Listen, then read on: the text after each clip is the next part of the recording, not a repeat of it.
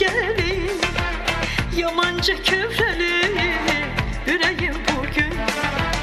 Derdimi soruşuyor, halama benim. Unudum derdimi, unudum bütün.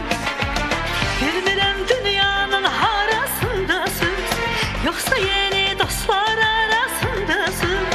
Gözümün ağında qarasındasın, yamanca kövrəli ürəyim bugün. Bilmirəm dünyanın harasındasın, yoksa yeni dostlar arasındasın. Gözümün ağında qarasındasın, yamanca kövrəli ürəyim bugün.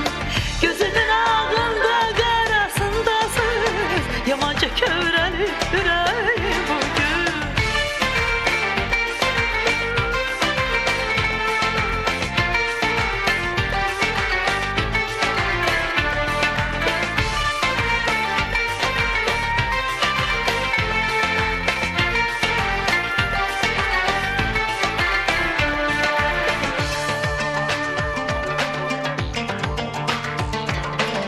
Kızların gözü yer, nəğmə deyərəm, başınıza dönüb dərdim dilərəm. Gəlməsəniz dostlar, qəm eyləyərəm, yamanca kövrəli ürəyim bugün. Bilmirəm dünyanın harasındasınız, bəlkə yeni dostlar arasındasınız.